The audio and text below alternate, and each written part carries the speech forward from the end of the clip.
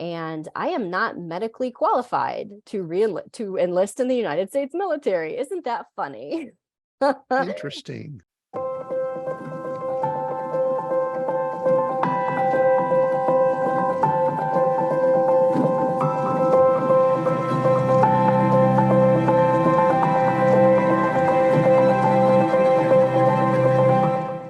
Welcome, everyone, to Seek, Go, Create. It's your host, Tim Winders here. I am in the warmest pullover that I have because it is really cold right now. And, a lot of people talk about being in the RV and how cool and awesome it is. Well, not all the time. I'm in Colorado. We're visiting our grandchildren, and it is really, really cold. So I am all bundled up here in the passenger seat. Have a great conversation today, and it's going to bring a lot of things together, such as leadership. We're going to talk about faith. We're going to be talking about a concept of others over self that I'm excited about finding out more about. And so a lot of cool stuff here. I'll get to our guest in just a moment. I just want to continue reminding everyone of a few things. Number one, we have a great presence over on YouTube, growing fast. And so make sure you check that out. If you have not subscribed over on YouTube at Seek, Go, Create, make sure that you do that.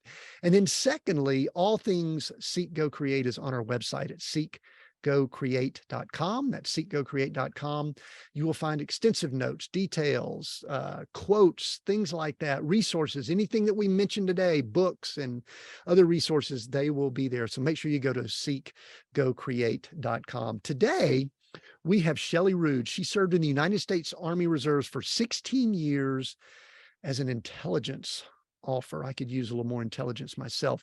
She's now a civilian chaplain and small business owner, and she is advocating for selfless service in action. Looking forward to having the conversation about that. She's the creator of Others Over Self, a leadership mindset, serving people in positions of impact and making a lasting impact on others. Shelly, welcome to Seek, Go, Create. Tim Winders, I'm fangirling over you right now. And as I look out my window, I see some snow flurries here in Michigan. So you're not alone. Woo, yeah, we were talking earlier. We had a little bit of a touch and go with a little bit of equipment. You've recently had an injury. I am just freaking cold where I'm at. So this is going to be an awesome conversation, Shelly. It's reality, isn't it? Right? Our steps are ordered and we just keep marching. It is. We keep going along. So sometimes I look at it, if there's a few barriers, then it's probably going to be more awesome. There's going to be some great stuff that comes forth during the conversation. So Shelly, let's pretend we're just meeting, which we sort of are, but I've done a lot of research on you, and I know you've listened to some things we've done here, but let's just say we bump into each other and I ask you what you do. What are you going to tell me? What do you respond? Tim, I truly believe that my life's mission is to have meaningful conversations with people. And so we talk, we get to know each other. Usually the conversations tend to be a little bit deeper, a little bit heavier than your typical pass somebody at the water cooler. How are you? I'm fine. I'm fine doesn't ever mean I'm fine. And I really, really enjoy bringing that humanity back into human communication. And so that's where it starts. And what we do with that is we train. And if you don't know how to communicate with other people, we'll train you how to deepen your interpersonal skills. What it does is it leads to better mental wellness for not only you, but the person who's sitting across from you. And then eventually, right, it leads out into society as a whole. So what do? We train, we teach, we educate, and we have really good conversations. The meaningful conversations is so cool because that's one of the benefits that I love about what I get to do here. Right before we hit record, I think I mentioned, I love having these 1 hour, whatever they are, conversations, because in the world we're in, it seems like we're in a soundbite world and we never really get into any depth. And so when we do things like this, and I love it that the people that listen in get to just kind of participate in that. You and I, who rarely would probably bump into each other, we might actually in the circles we run in, but we would rarely have more than a few minute conversation unless we were very intentional about it. Why do you think there's such a deficit of meaningful conversations in the culture and society we're in today? Oh, I think you kind of said it with that whole instant gratification culture, soundbite world. When we want what we want, then we're focused on ourselves. And the human heart is very flighty, right? And so we get it, we get it, we get it, we get it, we move on. We go to McDonald's, we go to all these fast food places, we pop into the store. I mean, especially here in America, anything you want, you can get. I mean, that's the beauty of America and the meritocracy, which I love.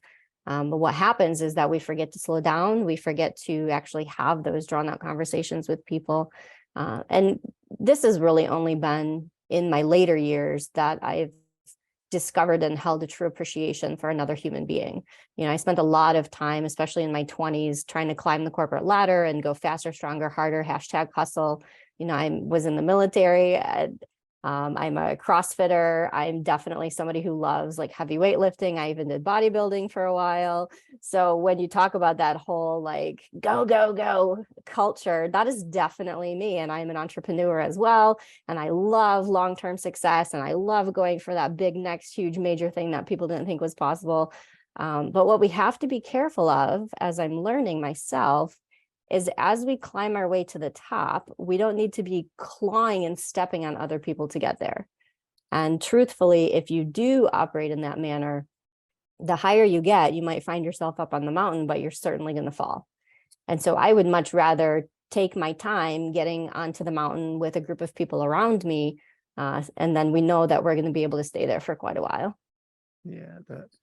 So there's so many thoughts going through my head, but I just finished reading through all four gospels, and I know we're going to have some faith conversation here. And so I'm going to kind of go deep right out of the gate with this. Does the hustle culture conflict with our faith, and specifically the examples we see in scripture? And I know you've got a chaplaincy background, you've been to Bible college like myself. And so talk about that, because I have a background with the hustle culture, man. I'm a kid of the 80s is when I was coming into my own, and I wanted to go, go, go, money, money, money. I was proud of the fact that I slept very little during the 90s, and I'm kind of shifting all that. So talk about kind of faith and the hustle culture, and can those two commingle? That's a good question. Jesus only had 33 years on the earth. So as much as I want to believe that he was this white robe wearing totally chill man, I kind of don't believe that. He was flipping tables. I mean, he did definitely have this passion within him. And I was listening to one of your previous episodes where, this kind of issue was discussed, and there was a quote that came from it that kind of said, Jesus wasn't hustle. And what I love about podcasting, right, is you can agree and you can disagree, and you can still listen to the interview with respect. And I appreciate that point of view. And yet I find myself disagreeing with it. Because if you look at the preaching of Jesus, I mean, he was out there healing the sick until he was so exhausted, he couldn't even stand on his 2 feet anymore, right? And he would like pass out, and Simon would pick him up. I mean, if that's not hustle, I don't know what hustle is. But I think that it's fair to say and to give credit, to that point of view, that you cannot #hustle every single minute of every single day.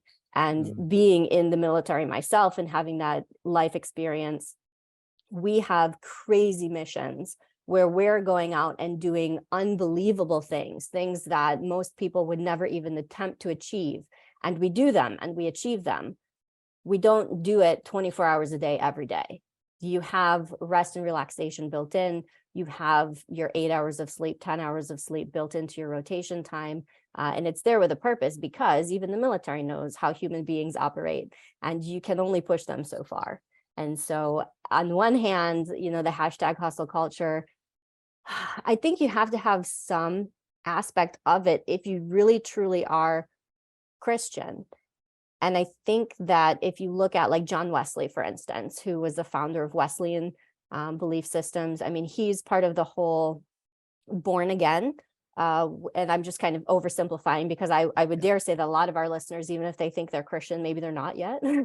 So the John Wesleyan view would say that, Sorry about that. myself included for many years, in the John Wesleyan culture.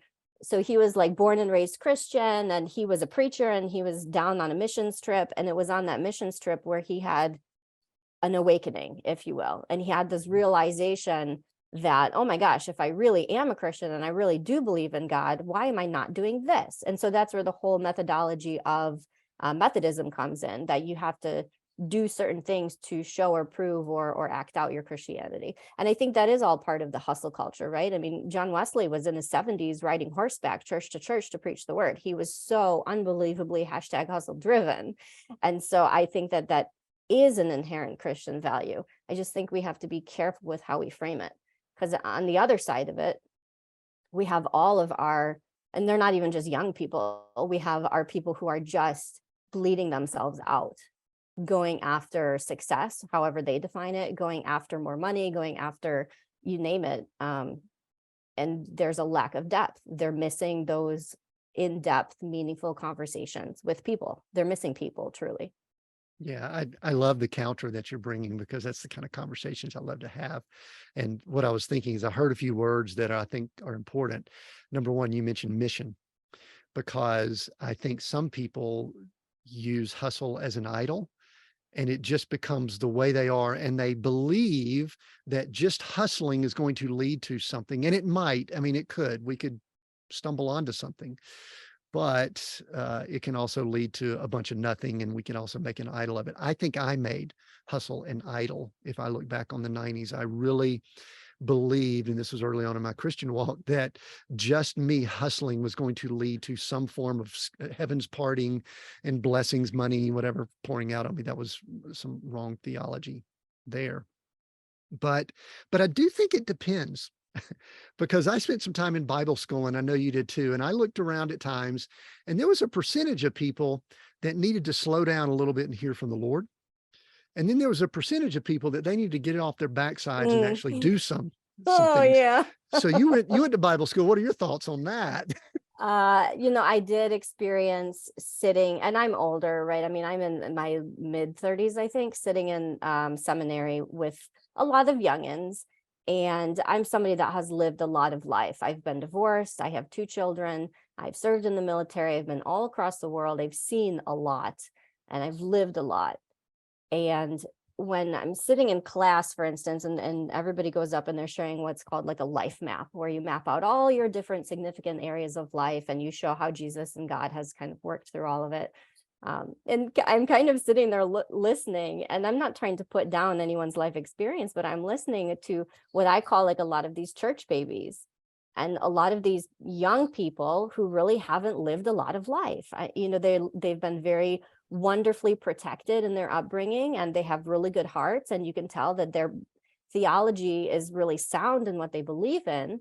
But they're kind of missing that John Wesleyan experience of actually getting out into the world and getting their hands dirty, and I think that's one of the, I've heard you talk about this, but the blessing that comes from the deepness of life and the hurt of life is that that is the meaningness.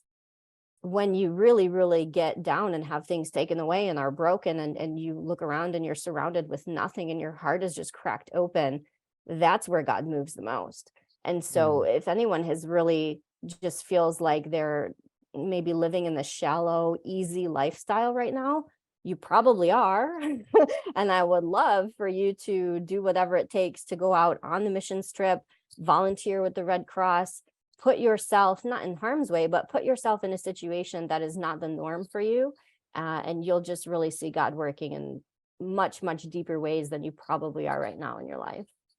Yeah, that's good. There's a word sacrifice that's kind of been rolling around in my head, some for, I don't know, the last few months or so. I don't know why. I don't know if there's something that's coming. I don't know if there's something that I'm just learning, or that's kind of the way the Lord works with me, is I'll get a word or a few phrases that I'll just kind of meditate on and think about. And I look at our culture, and we're just so comfort driven. We are so comfortable.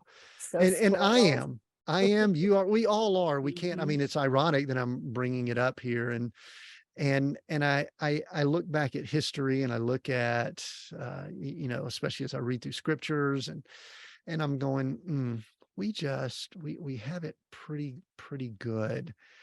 And, there's a term that you use when I read through your stuff and was looking at some of the things you've created and worked on. It's selflessness. And Mhm. I'd like for you to talk a little bit more about that, because at times I sometimes bounce around. If you've listened to me or heard me, I'll like Mhm. go to extreme. I'll go, we're in bad shape. We've got a totally selfish culture, society. And then at times I'll see glimpses. I go, ooh, I like this. So talk to us about selflessness. Absolutely. And you know, you're right. We are in bad times. And the truth is, we've been in bad times since the fall of Adam and Eve.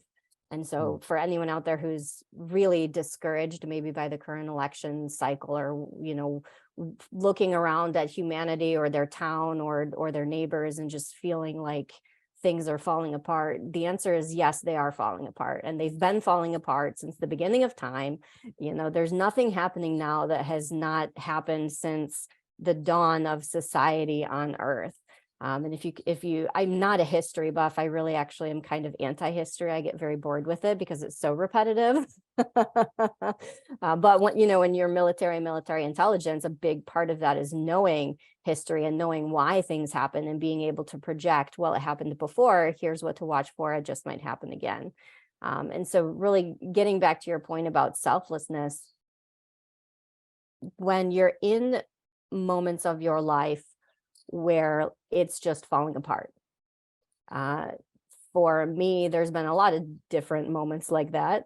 But one in particular that I can share with is my previous marriage was a very abusive marriage, mentally and mm, physically, emotionally. And I did have a little boy that was out of that. We were both dual military. So you have two military people who are putting the mission of their country first. And there's a lot that goes into that relationship. There's a lot of distance. A lot of times there's a lot of really heavy stressors that come with deployments and coming back together. And alcoholism definitely found its way into that relationship as well.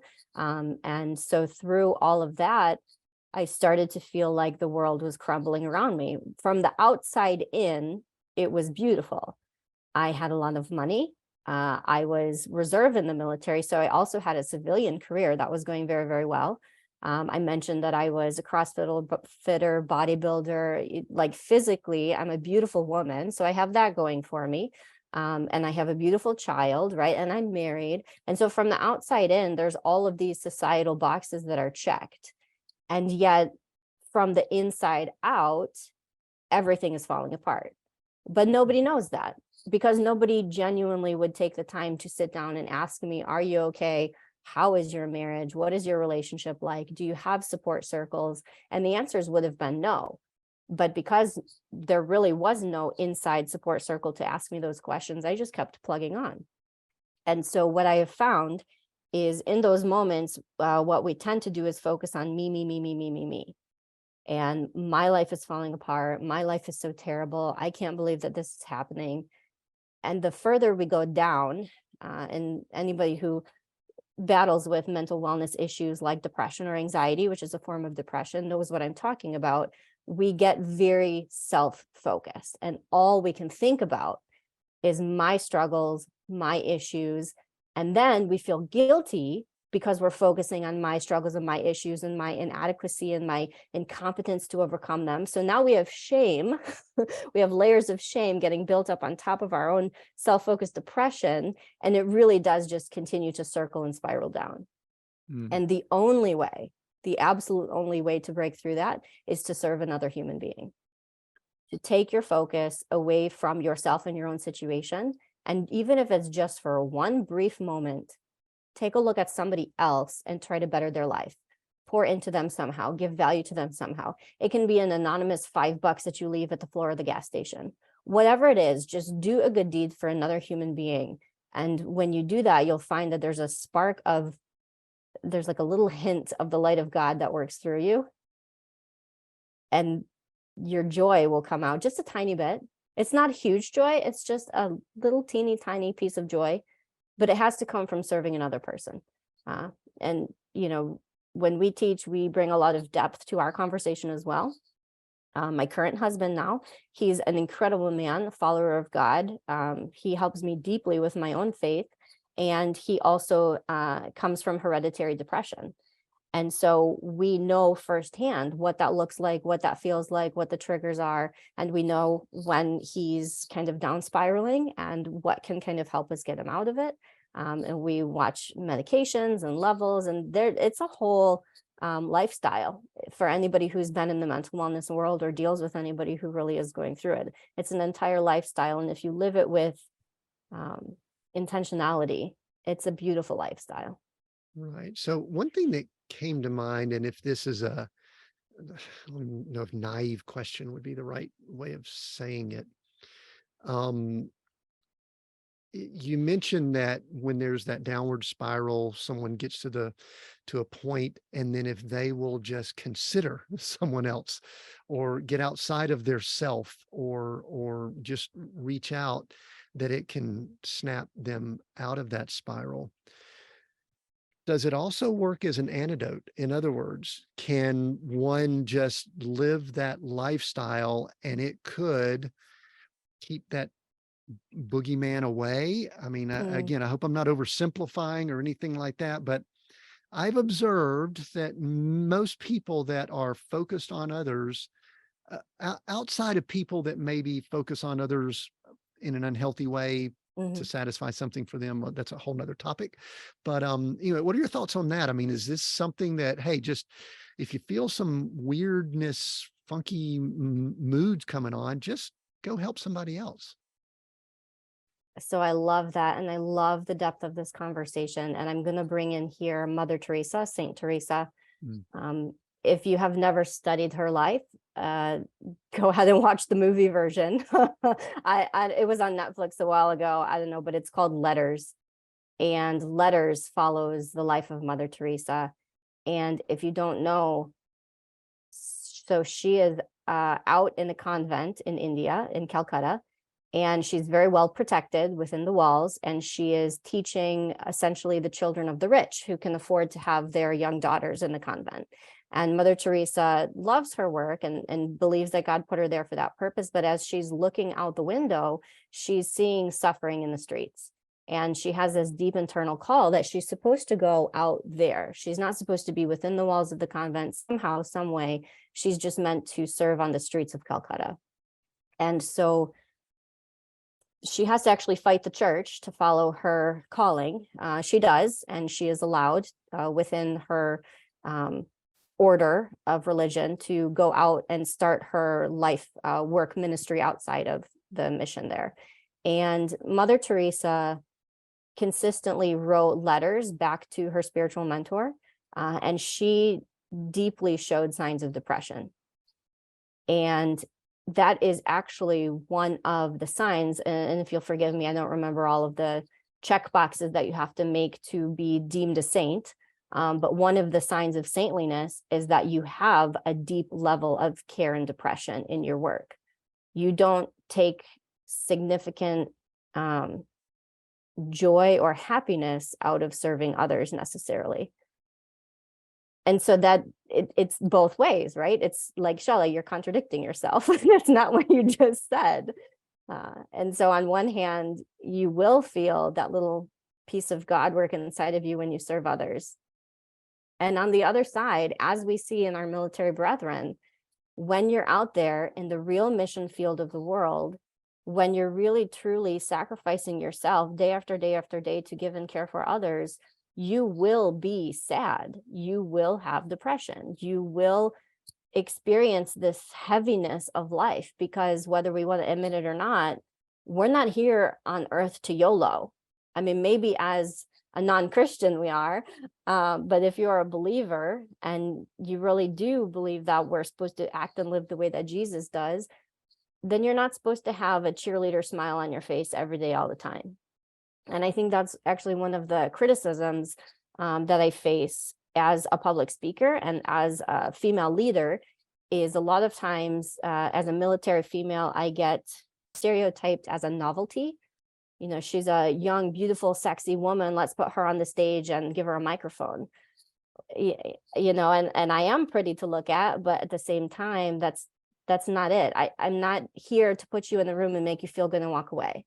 Right. I'm here to actually have those deeper, meaningful conversations with you, so that we can give a little bit more depth to the life and the meaning of the work that you're doing. I don't want you to just go out into the world and high five everybody. It just can feel so fake, so unbelievably fake, right? And if you are a person that walks around with that giddy smile and high fives people all the time, you might want to think about changing your tactic a little bit, because that might not be the best way to sprinkle glitter all across the other people.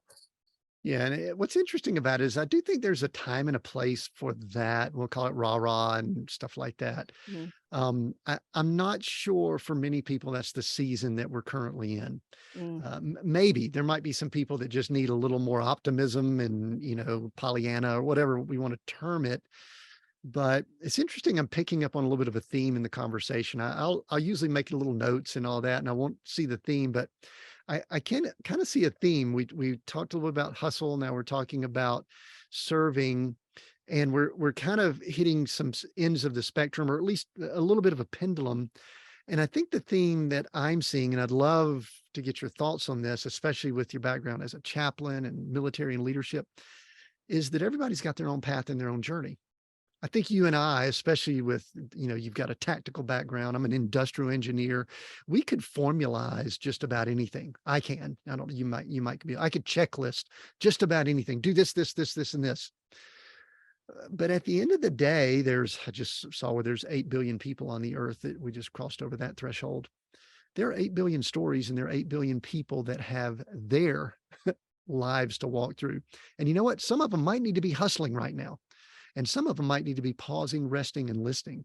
And some of them might need to be serving others. And some of them might need to be focusing on a little bit more, I don't like this term, but self-care.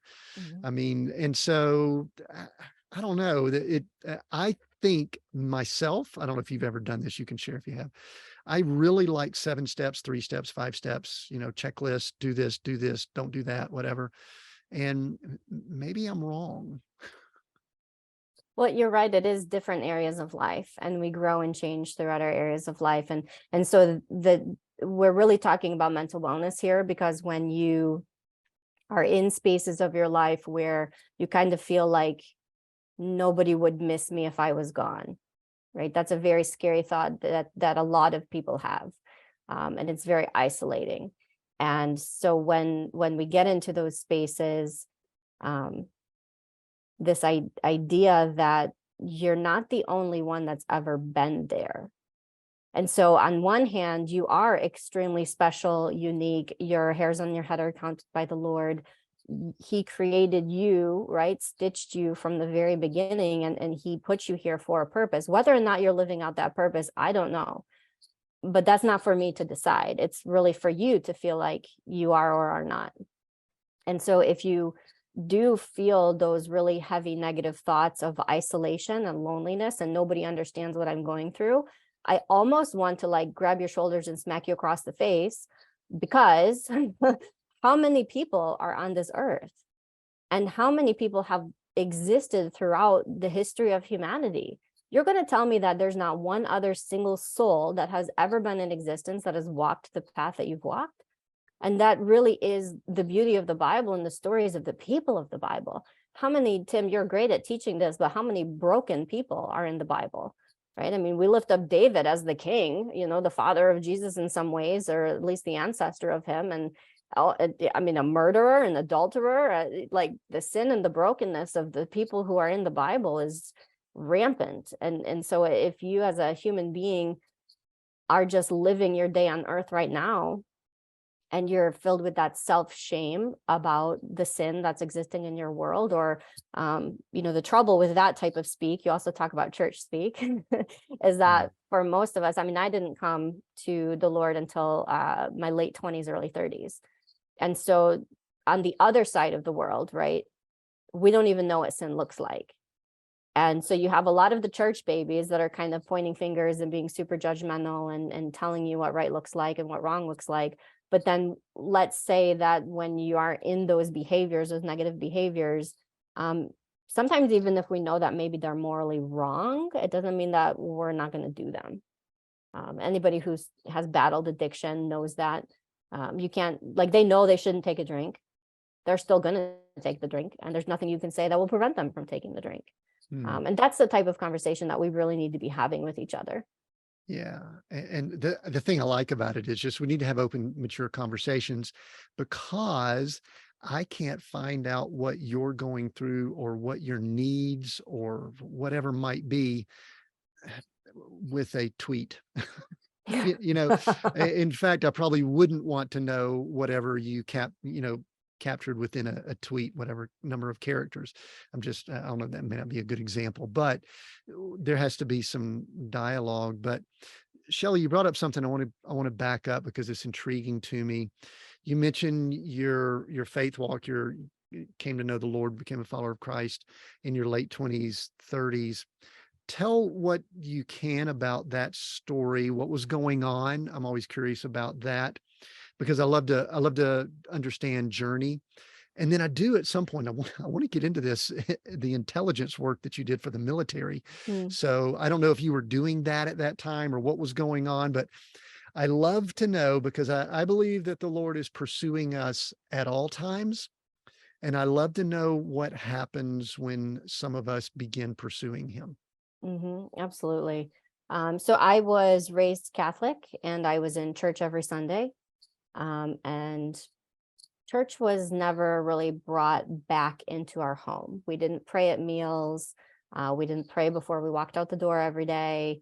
My father, and I say this like literally, my mom and dad live next door. They have the house next door to us. So it's not like, my dear old mom and dad that are no longer with us. Oh no, they're literally right there. So I got to be careful what I say about them. But we had like a very morally straight upbringing. Right was right and wrong was wrong. And what was missing really was the Jesus piece. And so as I was aging, I got into high school, left for college. I didn't go to church in college. I was like, phew, finally Sundays are free. Like had never had that before in my life. So I didn't go to church in college. And then when I joined the military and I was off on my own as a young professional in my 20s, sometimes I would find myself back in church on a Sunday. Usually it was if things felt a little bit heavy and I just wanted to disappear for an hour. It gave me a quiet place to go. And I always found a Catholic church just because, again, that was my upbringing. And then in my 20s, I did live a lot of heaviness. And so I was married and I thought we were married under God. And yet I was married to a man who was not acting in the godly way. And so when you have somebody who is bringing other persons into the marriage, for instance, or when you see them doing and acting in behaviors that you believe are just not the person you married or the way that you thought things would go, you really question a lot. And so in that marriage, we were married for almost 10 years. It was a marriage between two humans without God in the triangle, and that doesn't work. And that is definitely one of the lessons that I try to preach today to anybody who is considering marriage or is trapped in a bad marriage, whatever you want to call it. If you don't have the triangle of you plus the other person plus God, it's not going to work, because we are humans and we definitely will make mistakes and we will make the wrong choices. Nobody is perfect. And if you have nothing higher than yourself to hold you accountable, then you're always going to be letting yourself and the other person down. And so that is where the recognition of the importance of God in the marriage I started to see. And so I just kind of share that with you because as I was witnessing all of this happening in my 20s, and I'm wondering what is wrong. Like, what is wrong? What is missing? Why isn't our marriage working? Is it because he doesn't love me? Is it because he doesn't respect me? Like, you have all of those questions. And the real answer, if you keep going deeper, the real answer is no, it's because he doesn't love himself. And it's because he doesn't have a relationship with God. So you can blame the behaviors, you can blame the person all day long. But if you keep going deeper and deeper and deeper and deeper, it's always going to circle back to where is God in this situation. And so to kind of bring it back home, right, you have to remember I am an intelligence professional. And so for me to agree or disagree with something has to come with a lot of data and a lot of proof. And my job in the military is typically to put together briefings and make recommendations so that they can make the decisions. And typically my team and I would bring all of this data in, and we have a recommendation of, usually you give 3 courses of action. Sir, ma'am, here's 3 ways that we could move forward. Which one do you want to choose? And that it's up to the commander to pick which way they move forward from. And so when you're looking at who is Jesus, and you're questioning, like, I always understood God. I never doubted God. I think that just the creation alone of nature and the earth and the water and the statistics that follow around the universe, you can't question whether or not God exists, right? But the Jesus piece for me was a giant question mark. And so when I was in my mid-20s and I felt like my life was falling apart, I felt like I didn't know what good, solid relationships were. I needed a counselor. I needed someone to bear my soul to, that I felt would give me good guidance. And so I actually chose a pastoral counselor, even though I didn't even think that at that time, I didn't think that the Bible was the ultimate truth. I just thought the Bible, and I remember saying this to my dad, the Bible is just a collection of really good advice. It's a really, really good book, and it's done well over the years. So yeah. So I wanted a pastoral counselor because there are so many people that can give professional advice. And you have to remember, I mean, there's like sex therapists out there that will tell you and encourage you to go bring a third party into your marriage. So when you talk about, right, taking Jesus and the Christian morals and ethics out of the equation, there's some crazy advice that can come your way. So for me, when things were falling apart, I knew that I at least wanted it to be biblically sound, and then I would kind of feel safe. And so it was really through working with a pastoral counselor for a couple of years, where we were getting a little bit deeper into, well, why was I making the decisions in my life, and what did I actually believe about Jesus? And so and my whole point of this is because for some people, their belief in Christ is a light switch. And all of a sudden, one day they have this epiphany, oh my gosh, Jesus is Lord, and their whole life changes. That is not the Shelly Rood story. I am extremely critical. I am extremely thoughtful. I'm extremely analytical. It takes gobs and gobs and gobs of definitive proof for me to believe what you're telling me. And even then, I probably will still doubt it. So my choice to believe that Christ the Savior came from years and years and years of questions, seeking, and slowly answers were being discovered. And it got to the point where I was having a hard time. Now I was divorced and I was a single mom, barely making ends meet. And I was staying up until like 3 a.m.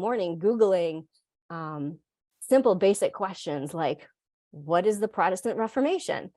I was raised Catholic. I had no idea what that even was. Like, that's a thing. Who's Martin Luther really? Like, I didn't know about any of the denominations. I didn't know about the history of religion.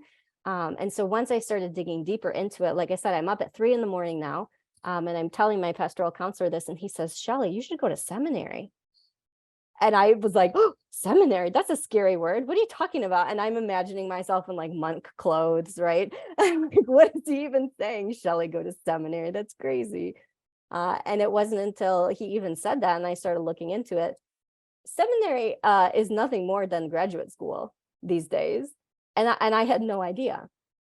And so let's open that, because how many pastors, preachers, have you seen over the years and not given the appropriate respect or admiration for? I mean, I kind of just thought that they had a lower level of intelligence, or they just were reverberating things that other people had told them. Like, like that was cockiness and arrogance as a civilian. Or they couldn't get a job in the real world, so they went into ministry. Yeah. Like, I totally didn't understand that when you get into the ministry world, these are some of the most deeply educated individuals who have given so much of their lives to constant thought and discernment about their belief system. And I wish so deeply that as our society continues to grow and evolve, that we don't miss that. And, you have to remember, like, Harvard was founded as a faith organization, right? It was founded to honor Christ through discovery. And so just as we watch our public institutions start to change and really wave and pull the God piece out of it, that can be good. I definitely believe in the separation between church and state very, very deeply. But what we have to do is make sure that we're not um, discriminating from a backwards way, right? Yeah. From a backwards way. Yeah, yeah. Throwing out the things that give our foundational principles value is what could be going on. And yeah, I'm with you. I don't think we need an official religion of the United States. A lot of people say it's a Christian nation. No, it's not. It's a country where at one point there were a lot of Christians. It's becoming less and less if you believe some of the data. Mhm. But yeah, that's interesting. I do want to interrupt though, because I want to tie in the intelligence piece to this, because I do think it's fascinating to know.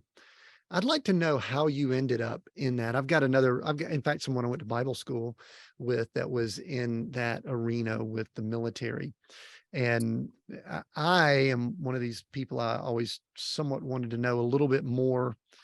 I probably wanted to know more about what he did than he could tell me. So I would kind of press. So, I know you know I what to share mean, and what yeah, not I to might share. have to kill you if we keep this going. That's right. If you could find me, remember I live in an RV. Well, you're intelligent. You Yeah, probably know where I'm I'll at. You find could you. probably track me down. Yeah, yeah. The other day, I think I was sharing, I had Air Force jets flying over when I was trying to record something.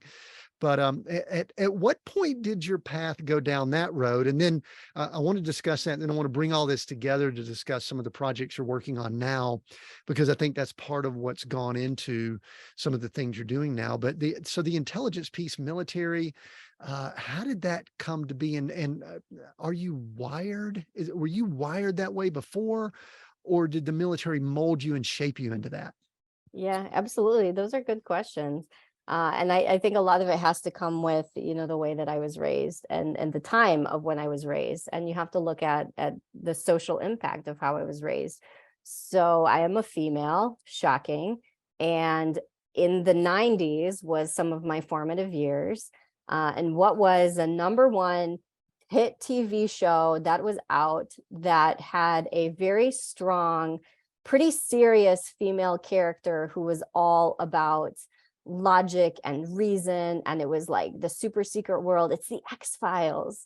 Ah, Mulder and Scully of the X-Files. I love Scully. I absolutely was obsessed with her character. I think I've seen every episode. And now, Tim, you're going to laugh so hard. We just started rewatching that as a family. There's quite a few episodes you're going to need to skip if you're going to do that.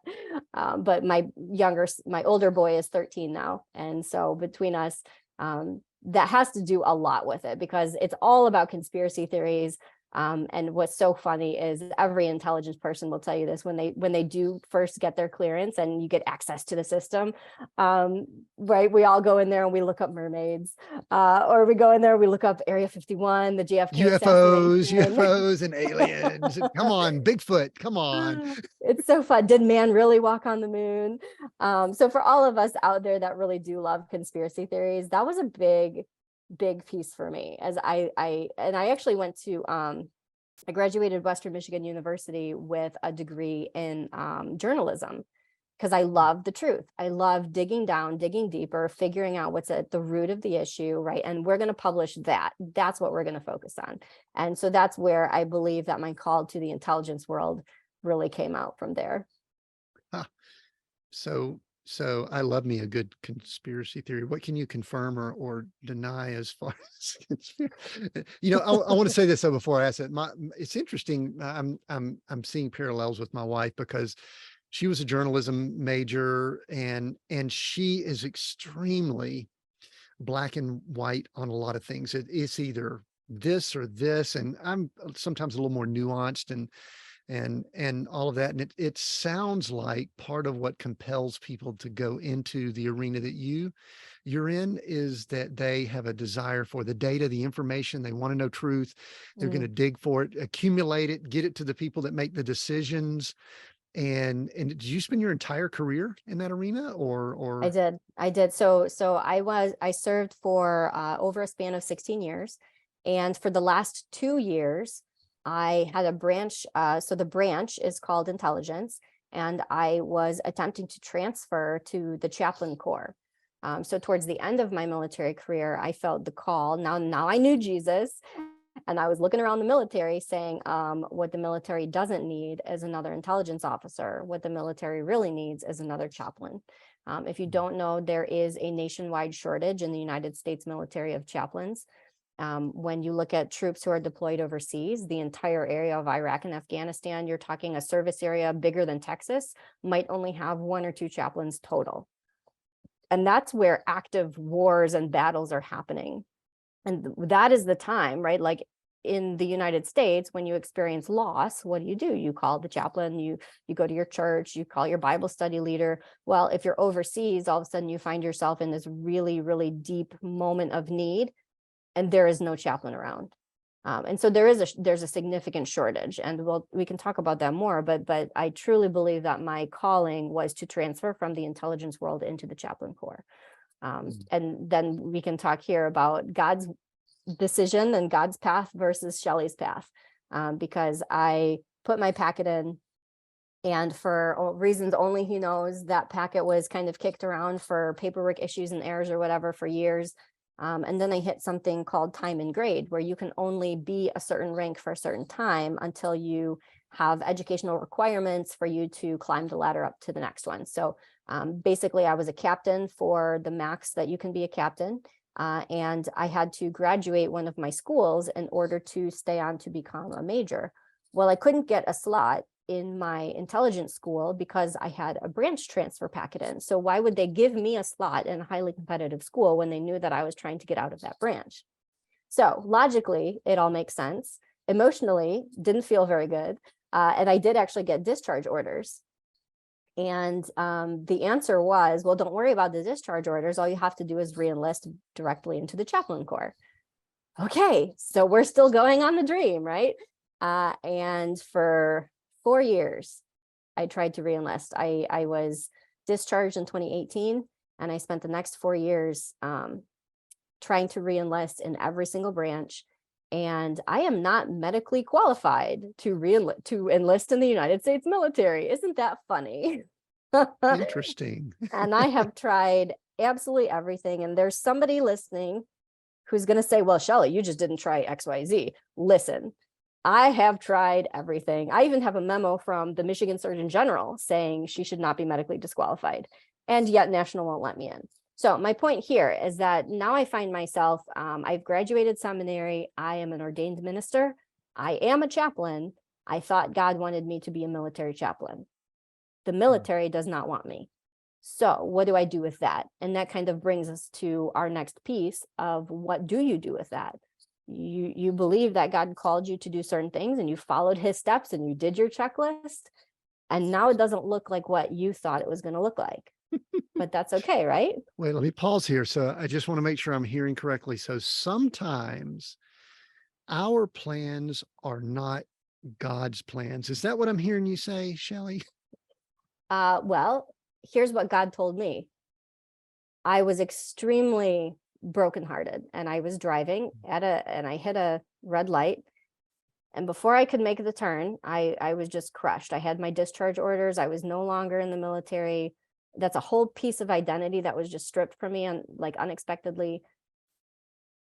And I said, God, why? And I heard the voice of God, and he said, Shelly, do you need to be a soldier to serve the soldiers? And that was all I ever needed to hear. Yeah. And the beautiful thing is that his plans, there are probably things you can do not being a soldier or in the military or in that structure that probably can have an impact that you may not have even realized. So tell me about that. What are you observing now that you've kind of gotten that message from the Lord at the red light, which is awesome, I believe. And so now where's that leading you? We opened our business in 2017. So when I was still in, and I still thought I was going to be a military chaplain, we opened as educational consulting.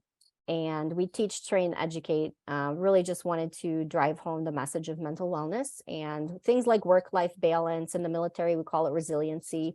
It's not about how to get back up once you fall. It's about continuously moving forward. And so that's what I knew. I have a love for large scale public speaking on a stage. Public speaking is the #1 fear in the world, and I don't have it. So I'm pretty sure that that's a God-given gift, right? And so what we decided to do with our business is just move forward and try to teach, train, and educate. And so over the years, now that I do have the chaplain title as a civilian, and I feel that I have enough external validation for the world to be able to stand as a professional on my own 2 feet, as an accomplished young woman, to be able to say, I know what I'm talking about. Here are the life lessons that your company needs, that your staff members need, that the members of your church need to hear. And so through that, God sends people who see value in what we do, and encourages us to find ways to work together. So a good example of that, a few years back, I was approached by a military chaplain, Chaplain Brian Webb. He works for the Michigan Department of Health and Human Services, and he is what's called the veteran liaison for the entire state. And Chaplain Webb came to me and said, Shelly, I'm looking for a female to lead up a female peer support program for all of the military women in the state of Michigan. Boom, that's me, right? So specific, so unique, such an opportunity. That's not something that I ever, as a business person, could have written down on a checklist and gone after. That's God speaking through people and putting his people together. So that's an example of one of the programs that we run as a business. And then there's another program that we run called Warriors with Warriors. And I really have leaned into this as my personal ministry. Because if you remember, God told me I didn't need to be a soldier to serve the soldiers. And so what does that mean? That means that maybe I don't need to lean directly into soldier ministry. Maybe I can lean into community ministry that lifts up the military. And so with Warriors, what we do is we actually train people of faith on how to interact with military people. So we're out there, who is our target market? We're out there trying to talk with pastors, preachers, Bible study leaders, the Susie who sets up and breaks down the Bible school every Sunday. That is the person that I want to connect with. And I want to make sure that that person is really, truly trained and equipped on how to interact with military people, because most of them think that they are. And there's a lot of unintended harm that can come from surface conversation with a military person. Interesting. I want to dig in that, because that leads into the question that was rolling around in my head. I think many people that would put themselves in the patriotic, rah, go military, we support the troops, all of that. I'm using some things and sounding a little cynical, but it'll make sense when I get to the point here. And, maybe they put a flag in their front yard and all that. I think they believe that they may be doing things to help. But what I'd love for you to share, Shelly, is what are some things that those of us that are outside the military need to know and understand? And it might be, it'll have to be a short answer. We're getting close to our time, but what are a few points that we need to understand that we don't have a clue about? Well, lucky for you, I actually did my homework and I created a 21-page article titled 4 Ways to Make a Meaningful Connection with Military People. Ooh, nice. And nice, I nice, created nice. a special landing page just for your audience. So if you go to othersoverself.com/SGC for Seek Go Create, othersoverself.com/SGC, or Sierra Golf Charlie, if you want to do your military phonetic alphabet there. And on that landing page, you're going to find that downloadable article, and it's going to walk you through what I'm going to tell you right now.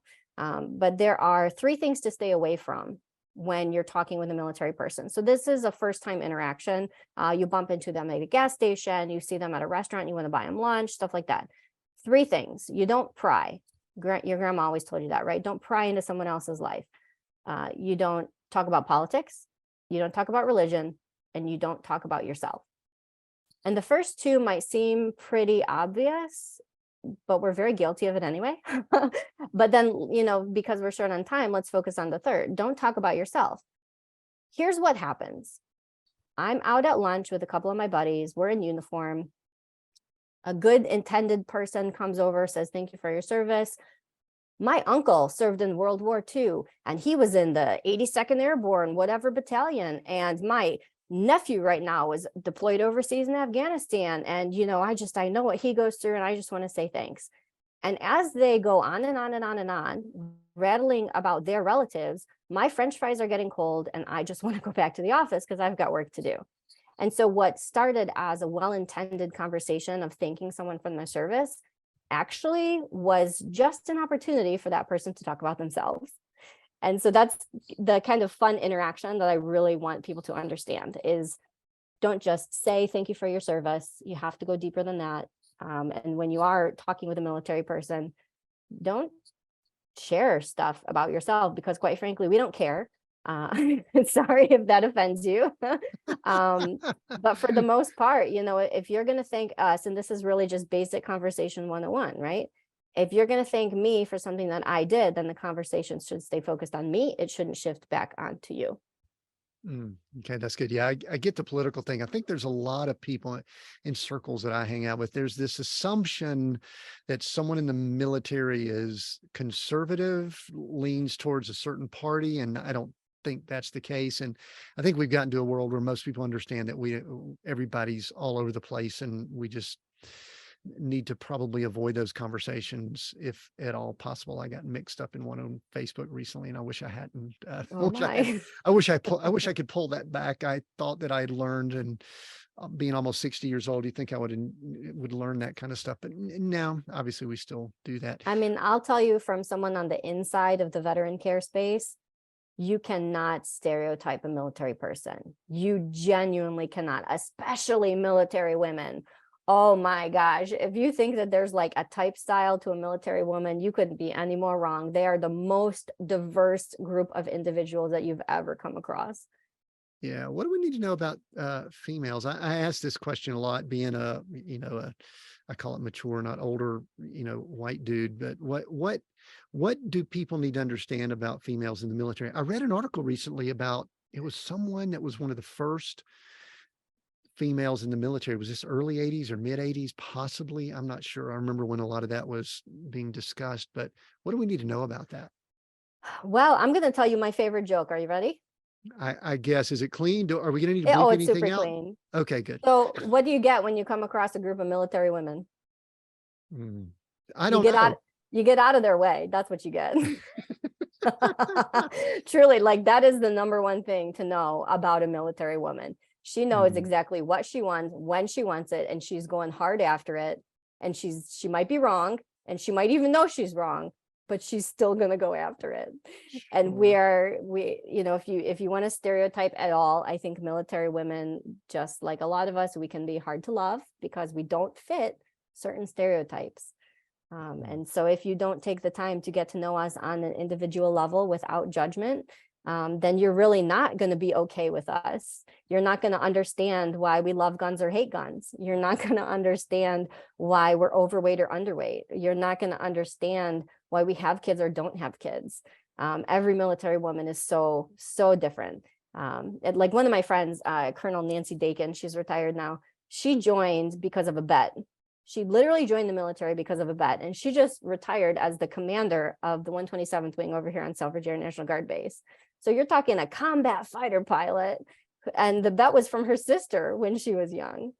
Like, that's such a cool story, but you would never know it if you didn't take the time to actually talk with her a little bit more.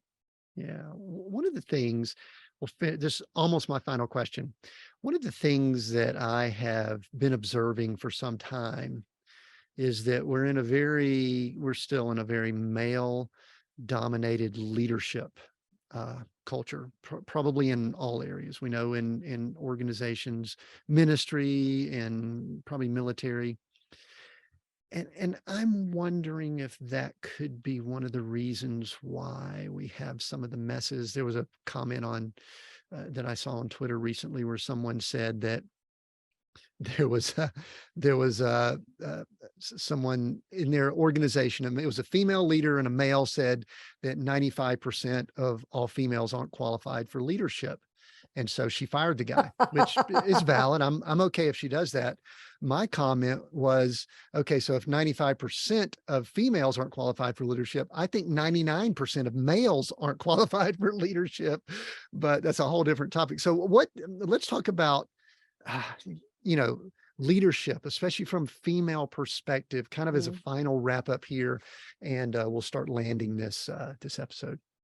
There's so much that goes into that. You're right. I mean, that's a whole nother episode in itself. I believe, and this is my belief, I believe in the two genders created by the Lord.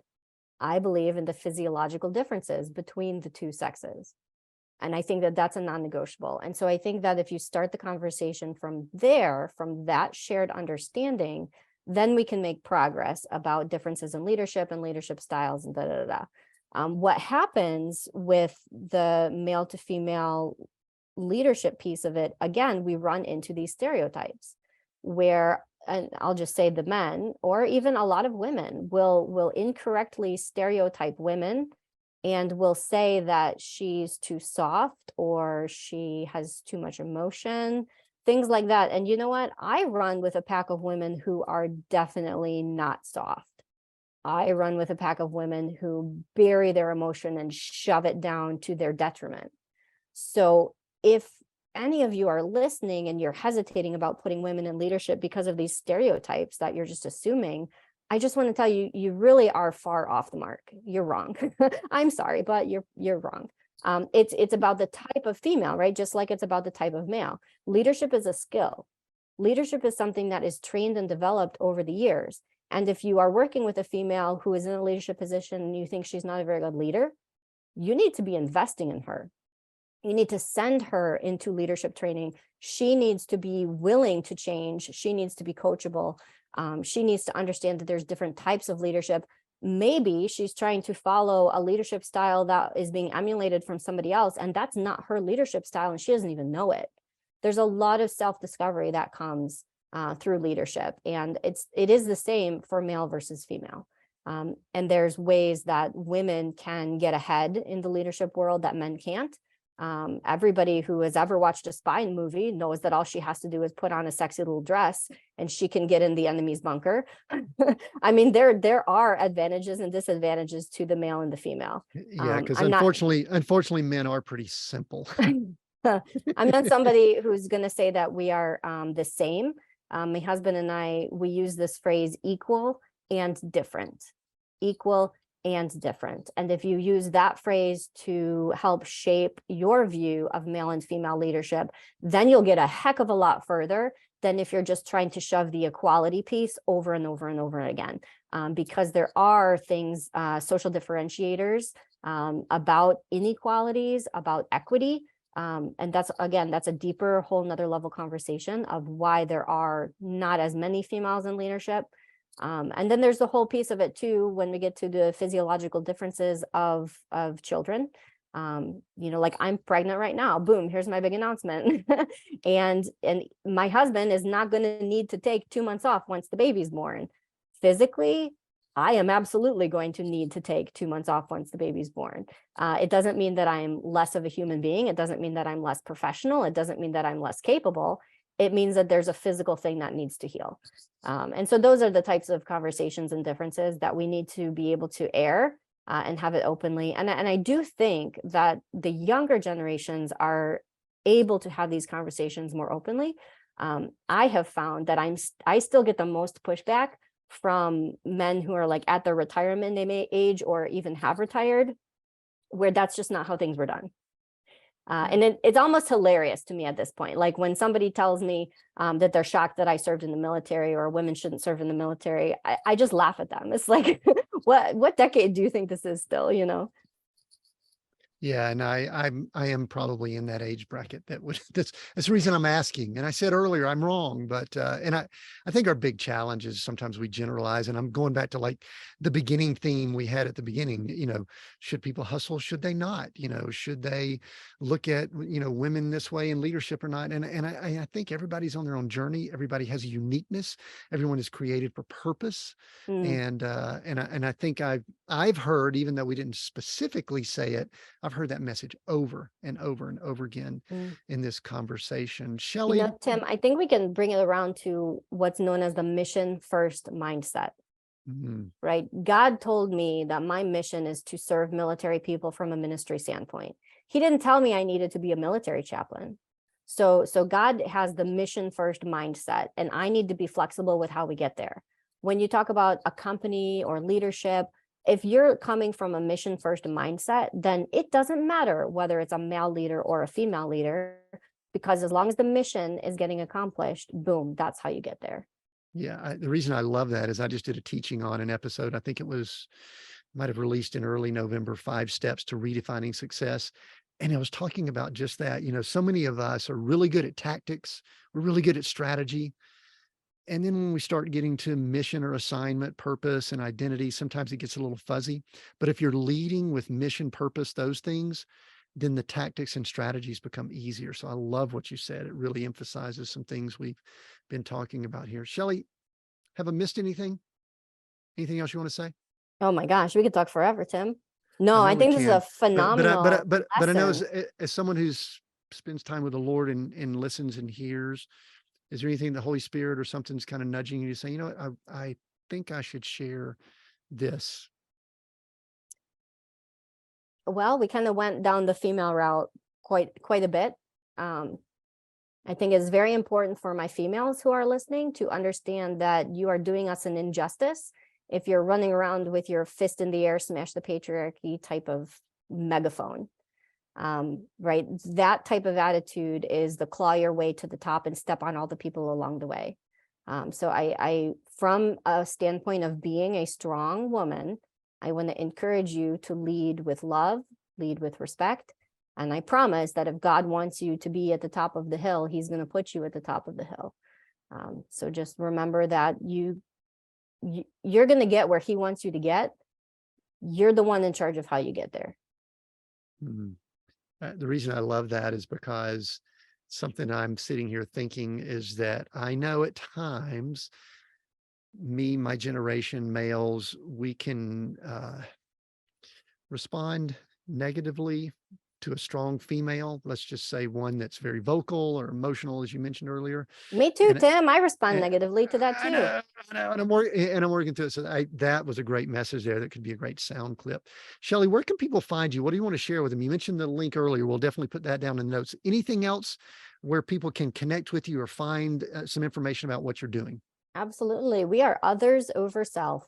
Just type those 3 words in. That's our website. That's our Instagram, our Facebook, whatever social you got. Others Over Self. I'm not hiding. I spent too many years of my life hiding under top secret missions. So now it's a joy to be free as a civilian. Find me, connect with me, send me an email, tell me I'm wrong. Let's zoom it out and have a cup of coffee. And I might still be wrong at the end of the conversation, but at least we'll like each other a little bit more. I know, I love that. Someone recently said, I'm pretty confident that I don't agree with your opinions. And I said, I'm pretty confident I don't agree with all my opinions either. So we're in agreement on something. So that's excellent. Hey, we are Seek, Go, Create, Shelly, those 3 words. I kind of gave you a little bit of heads up on this. I'm going to give you one of those words that you can choose over the other 2 and why as my final question. I'm going to go back to the beginning of our conversation and I'm going to stick with go. I'm going to stick with go. I believe so deeply that we are given breath in our day so that we can go do what the Lord is calling us to do. God did not give you breath today so you can sit on your couch and play Candy Crush on your phone. What a waste of the blessing of human life. Go do the thing that will pour goodness into your society and into the people around you. Go do it. Excellent. Love it. Shelly, thank you so much for this conversation. I knew I would enjoy it. And I'm sure that folks listening in, hey, if you've listened in and this has been awesome to you, I would, if you're still listening, I know it has been, share this episode. That's the #1 way that people are exposed to new podcast episodes, is when people share it. So take a screenshot or share it on whatever platform you're listening and let other people know about it. We've got new episodes every Monday here at Seek, Go, Create. Until next time, continue being all that you were created to be.